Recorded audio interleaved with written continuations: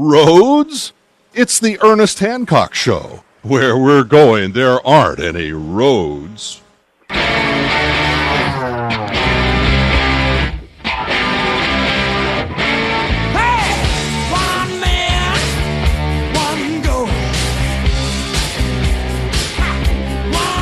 Yeah, what's that mission here on Declare Your Independence? With me, Ernest Hancock, and a big independence declaring kind of guy, Glenn Jacobs. Glenn, you know, one thing that we were talking about, let me go ahead and pull this up. You know, we got Rapist Scan. I thought it was a joke. When I saw it on the Daily Show with Jon Stewart, he was doing pronounced it. I'm sure they want to say, Rapiscan, but Rapiscan is more appropriate. But it's seriously, it's like these guys are messing with us. They're just jerking with us. They're just like, yeah, what are you gonna do about it? So wow, is it that bad? I just want to know, what you think about all the money making opportunities of this and everybody around. You got some personal experience there in Tennessee, don't you? There was a congressman or something there. Oh, yeah. On YouTube, there's a clip of Jimmy Duncan, who's a congressman from the 2nd District in Tennessee, and he's actually not too bad as politicians go. I actually got this from LouRockwell.com. Someone else sent it to me, but Lou had posted it as well. I guess Duncan actually reads LRC, which is pretty cool. In any case, Duncan is on the House floor, and he just lambasted the TSA. And he did what most people in the media have glossed over. He pointed out that Michael Chertoff stands to make a lot of money off of this because the Chertoff Group, which is Chertoff's company, is a consulting firm, and one of their clients is Rapist Scan, which has hundreds of millions of dollar contract with the federal government, with the TSA, to provide the body scanners. I'm so shocked. So what are we going to do? We're going to wait and see how this goes. I know we had talked before, and you were very animated about making a point, doing something. All this that's happening, is that going to give you an opportunity to do that? Are you satisfied? Is there a little extra Ventures of Citizen X wants to pour something on the fire? Yeah, you and I talked about making a video, and I think that's actually the way to go, and it's already happening, to just ridicule these guys and to make fun of them. I mean, who can take this seriously? I mean, it's ludicrous. And the stories that are coming out now in the lawsuits, the TSA exposing women's breasts and then laughing about it and that sort of stuff. And if you read a lot of the comments on the news articles about the TSA, most travelers already they're fed up with them. They've had it. So, I don't know. Well, how does that manifest itself with you? I mean, what is it that you're going to do when they say, "All right, it's time to grope you"? You're going, well, you're going to be jealous. I'm going to make sure it's done right out in public, because I want everybody to see how the government actually treats people. Unfortunately, if I want to keep my job, I have to fly. My family will not fly anymore because I am not going to allow them to be subjected to these sort of things. And I think the more people that are subjected to them, the more they'll realize that this is not for your protection. This is a control mechanism. It's really to humiliate people and to control you. And there was an article I read where the TSA was even admitting, TSA agents were admitting that the new pat-down procedures were designed to embarrass people and humiliate people to the point that they would go through the body scanners. And the thing about the body scanners is it's one of those deals, it's like the income tax. It's like inflation. Inflation's a hidden tax, right? So people don't really object to it. Same with the body scanners. They're perceived as being less invasive than the pat-downs because you don't actually see what's happening, but it's still pretty upsetting to me, the idea that any stranger is going to be able to see people's naked bodies. And then, of course, you have the health effects, especially with the backscatter x-rays. Someone like me, I don't think that my doctor would be comfortable prescribing me going to get x-rays twice a week, but now the TSA is going to send me through an x-ray machine twice a week. There's a problem with that. Yeah, I'm with you, brother. I'm trying to see what the real problem is. To me, it's not how they scan you, or all that stuff is not important to me as much as my freedom to not have to be scanned.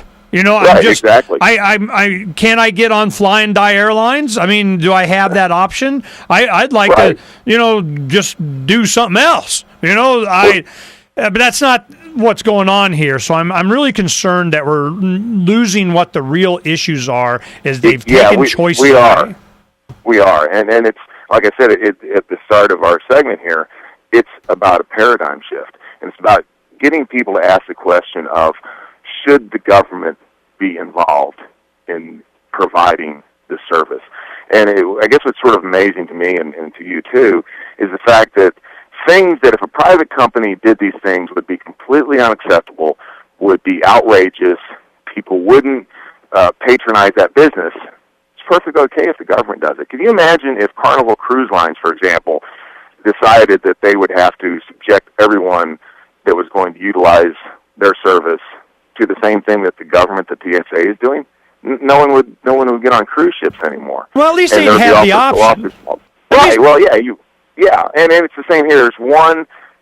People are like, well, the reason the government does this is because the market can't do it. But we don't know if the market can do it or not because the market is not allowed to compete at all. And then two, it's an unfair playing field anyway because the government has monopoly. They can tax people. They can get as much resources as they need. But I think you would find that the market would be able to do these same things as far as providing protection services cheaper, more effectively, and in a more acceptable manner than the government does. Yeah, really what's going on is they don't want us to have that opportunity to even find out. And I'm seeing that behind this whole thing is a much larger philosophical understanding of what their role is. And if our meeting, we were trying to be as nice as possible in how we portrayed our meeting with the Phoenix Police Department. And most of the guys there are pretty cool. But there were 6 of them. And they all represented high end of whatever. And there was a couple of them, they're like, man, you don't understand.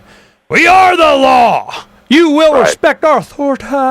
And, I'm just going, wow, man, if you go into this the day before Thanksgiving and you got all of these students and individuals and people I don't even know. I mean, I'm just going, look, we can communicate whatever in the best way, too, but, there will be somebody will have a firearm legally. They'll be concealed. They'll be open. There'll be somebody with their face painted blue and wearing kilts and going through the line. And, okay, you want to slowly feel up my leg? Well, that's all good, but you get what you get, And, you have for $59 Southwest airline ticket. There's their plug. And then we have also, what's some of the other concerns? Oh, wearing a mask. I mean, if we had, Kane going in with his mask, I'm telling you, they would be like, show the picture of one of you with your mask. I'm like, oh, you're getting stopped, man. And we were saying things like, well, what if they are Islamic? They have headdresses or burqas or whatever. Well, it's a case by. I'm going, look, man, these things will come up. Are you prepared for it? Have you thought about it? And I don't think that they had. They were just wanted the overriding authority to just do whatever they want. And it went like this. Glenn, I told him, I said, when I'm sitting, have my latte, in the concourse there or something, and you say I got a sidearm and you want to come over, you only need 1, 2, maybe a third cop, standing back and you're nice and you want to make sure that we're not intoxicated. And they said, we need to make sure you're of sound mind. Well, when the activist goes, what if I use my sound mind and not talk to you because I don't have to? They don't like that. I'm just, these are the kind of things that we want people to not be stupid, and you can be nice, and you go introduce yourselves to them, you hold up your V mask, and you say, yep, this is what here I am. Are they going to want to take a picture of you? They're going to want to digitize it. They're going to see, these are the kinds of things that they're thinking. They want ultimate control. That's how they think. That's what the whole thing is about. It's all about a control mechanism. That's what all of this is. Ernie, like, people sometimes tell me that I don't believe in law, okay, because I'll say certain things, okay? I believe in rules probably more strongly than anyone I know, I believe that laws should apply to everybody equally. The law, the rules that we all live by, should apply to all of us. How can that be the case when you have a group of people, say in Washington, D.C., or in my case in Nashville, Tennessee, who call themselves lawmakers? Okay? It can't. We have two groups of people in this country now, two classes of people. We have the political class, the people who make the laws, and then everybody else, people who are expected to abide by the laws.